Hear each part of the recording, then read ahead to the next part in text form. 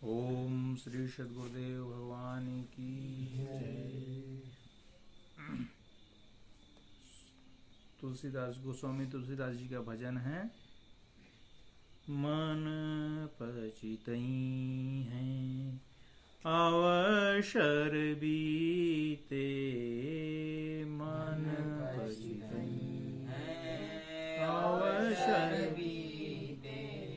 दुर्लभ देह पाई हरिपद भज, दुर्लभ देह पाई हरिपद भज।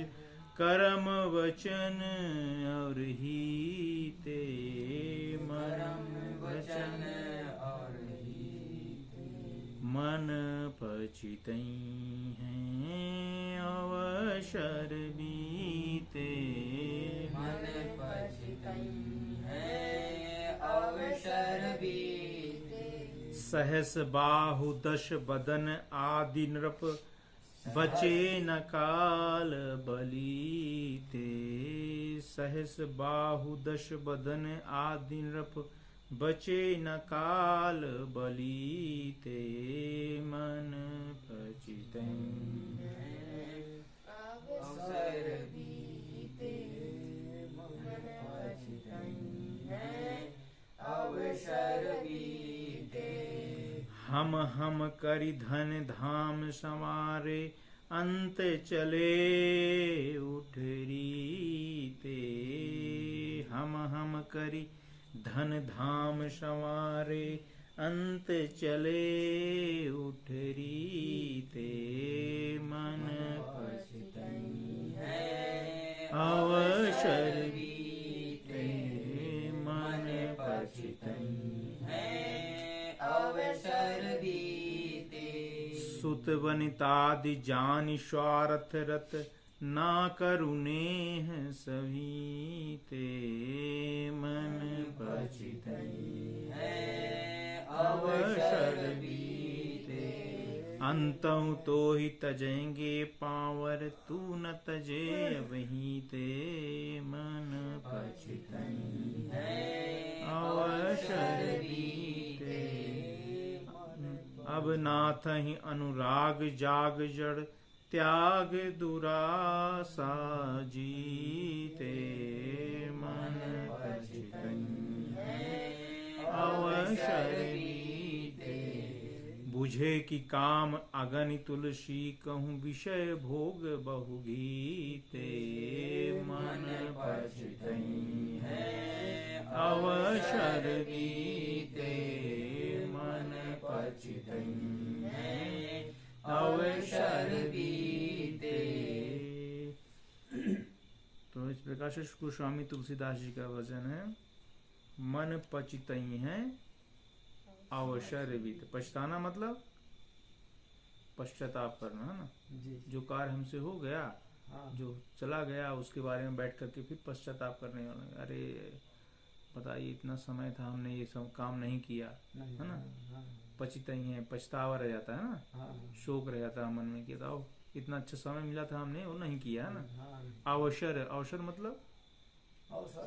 अच्छा समय हाँ, समय। है। हाँ। अवसर मतलब अच्छा समय मिला था, भगवान ने हमको अच्छा समय दिया था और हमने उसको ऐसे ही बिता दिया, ऐसे ही खो दिया, है ना। हाँ। बिता देना। जो समय पे चला जाता है वो कभी आता है लौट के? कभी नहीं आता है। जो ये समय, ये क्षण चला गया फिर कभी नहीं आएगा, है ना। ये क्षण चला गया फिर कभी नहीं आएगा।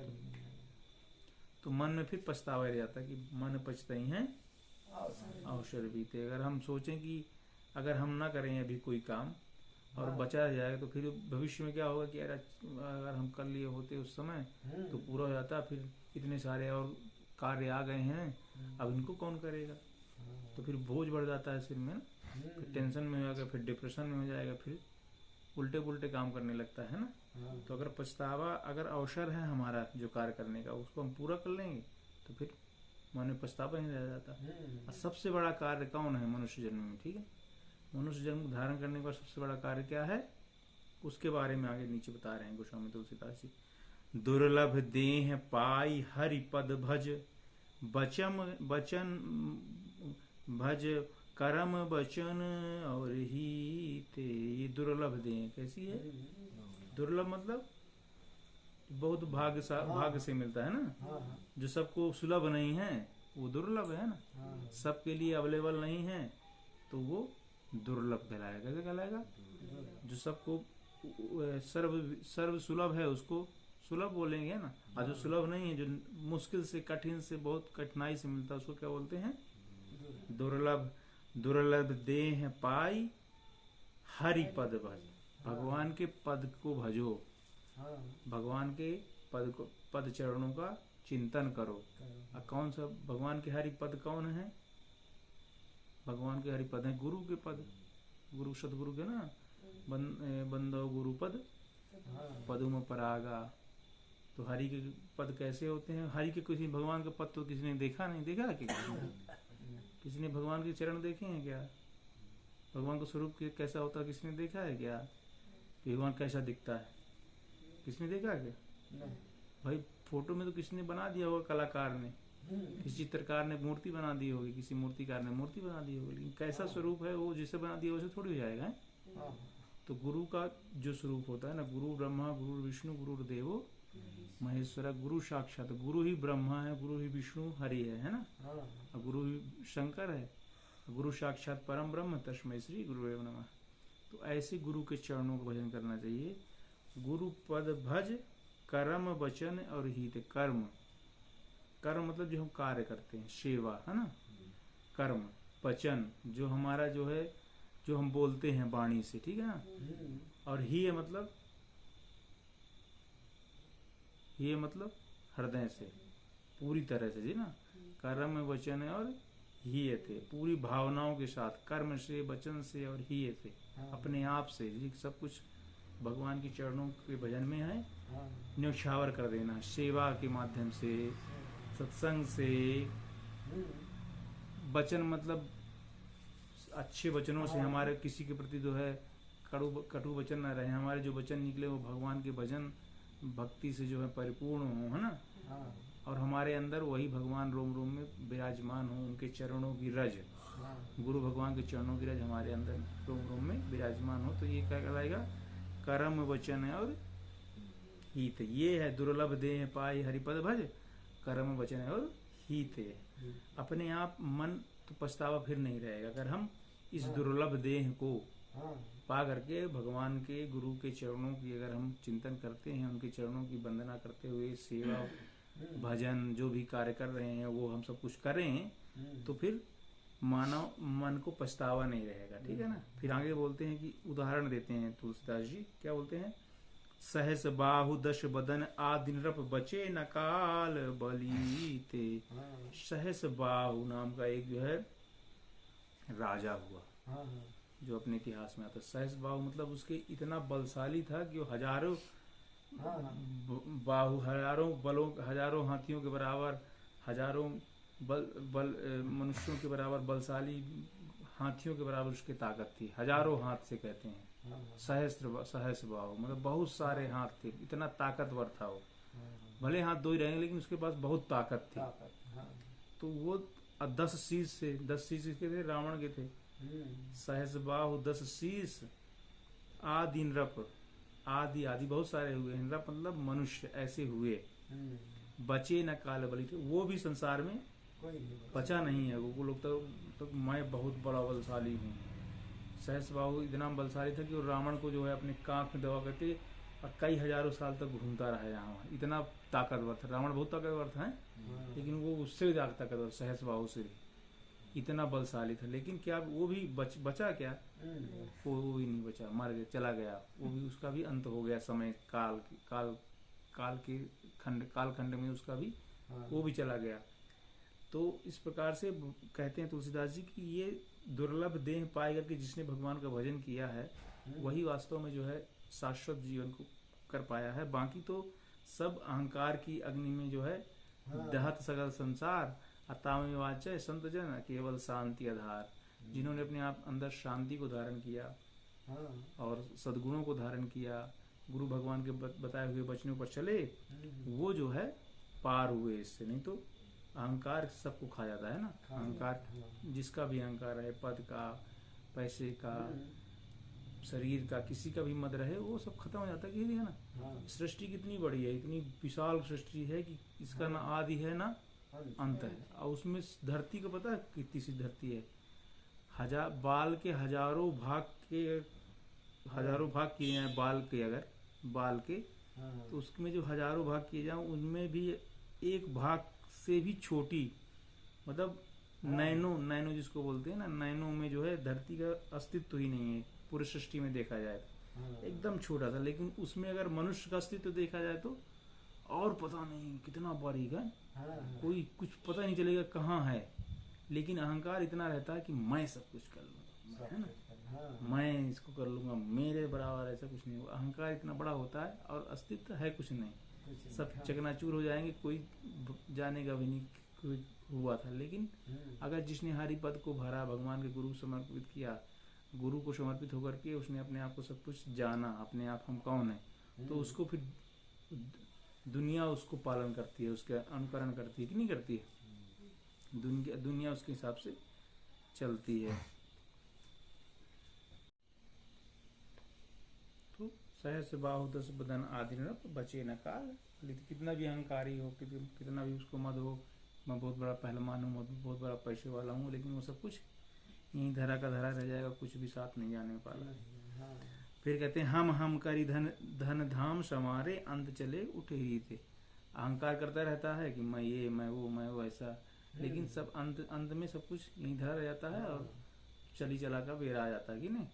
चल दिए डेरिया डगुला उठा के, कितना खाए, कितना माल टाल छाले थे, कितना सब कुछ खा लेते, खाए नहीं, अच्छी चीजें, बढ़िया पकवान, ये बहुत श्रेष्ठ चीजें खाए। और जैसे ही इसके अंदर से जो आत्म तत्व है, चेतन तत्व है जाता है, वैसे बोलते भाई इसको ले जाओ, तो बदबू मारने लगा।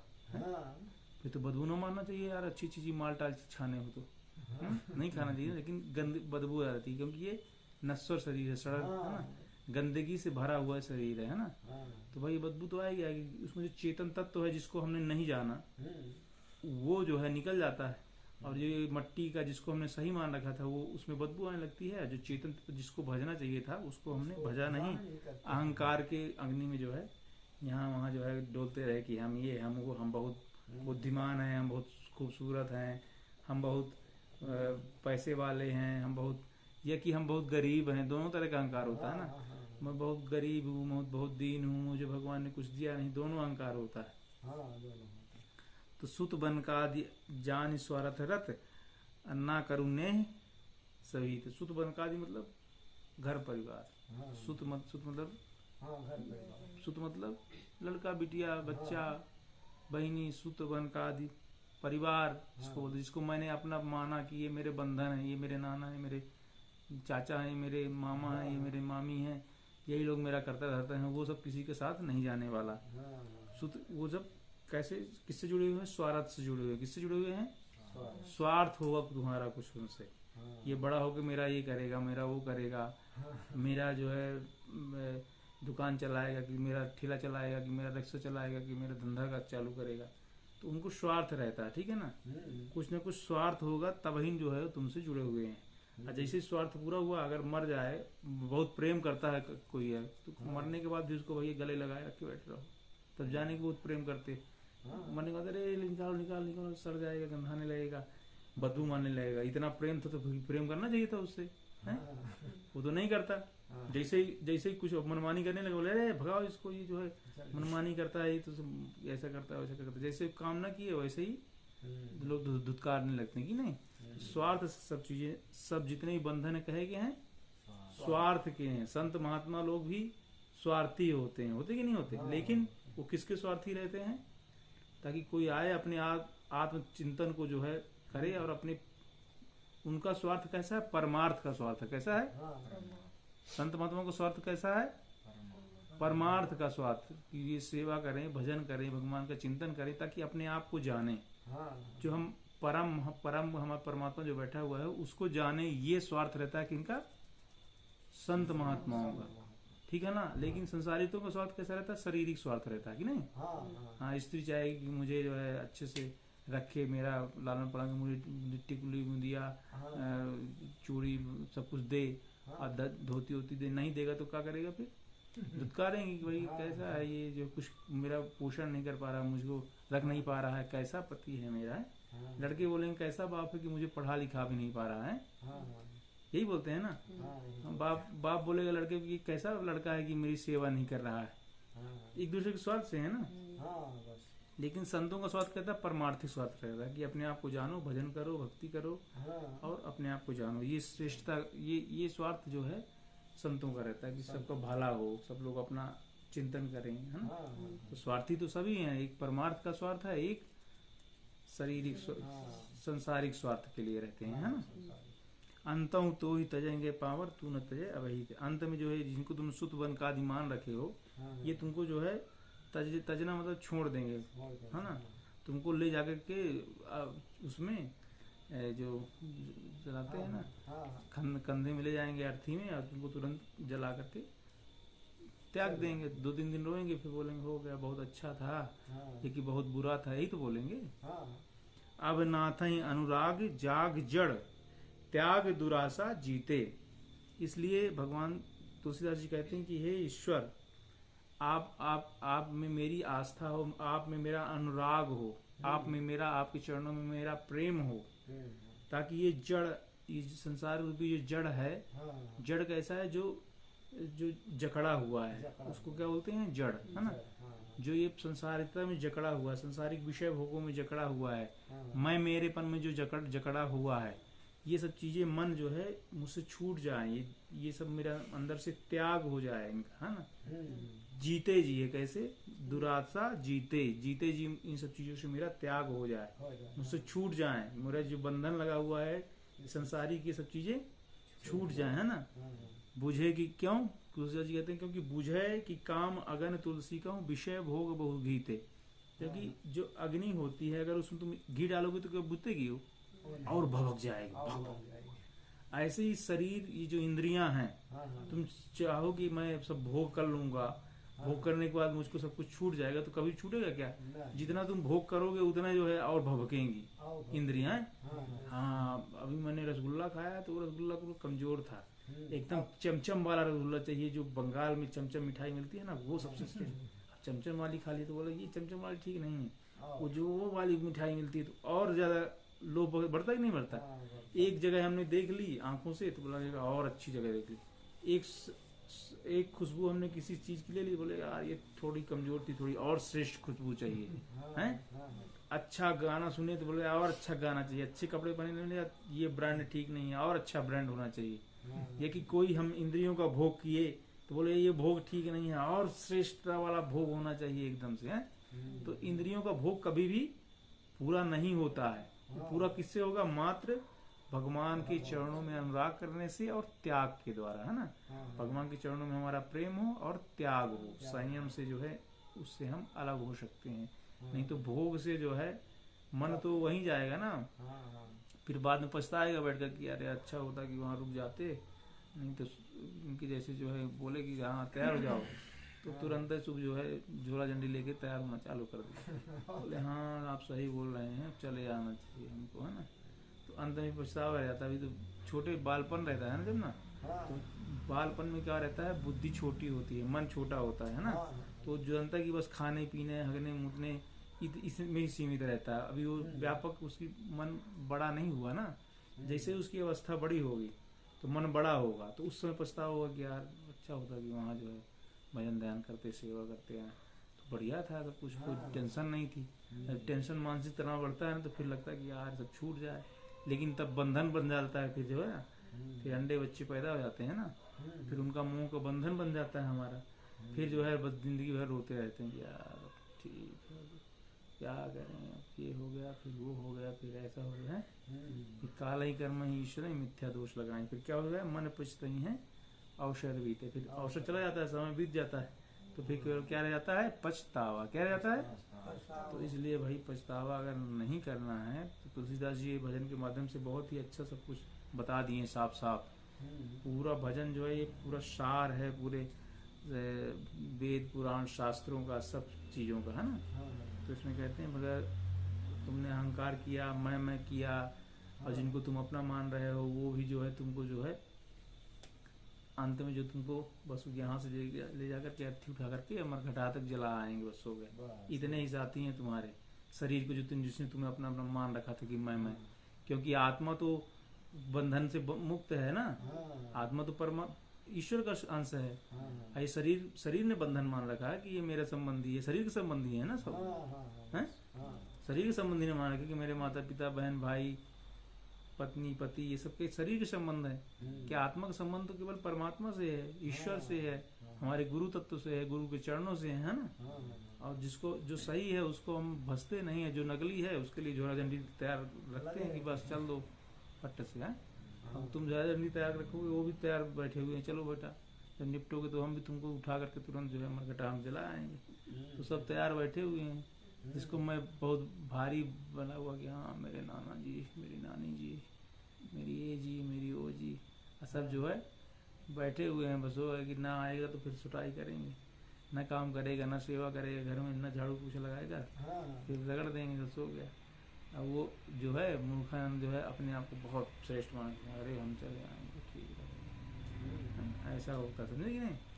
तो ये वास्तविकता है, और जो इसको पालन नहीं करता तो उसमें क्या होता फिर अंत में, मन पछित है अवसर भी, तो फिर पछतावा ही रह जाता कि नहीं होता। तो नहीं, जो आप लोग जो ज्यादा एज को गए तो आप जानते होंगे पछतावा होता कि नहीं होता। अगर हम पहले से भगवान को भज लिए होते तो कितना अच्छा रहता है, भगवान के आनंद में रहते कि नहीं। लेकिन जिसका छोटा मन है वो तो अभी केवल खाने पीने में, शरीर के पोषण में ही लगा हुआ है। ठीक, तो बोलिए सद्गुरुदेव भगवान की जय।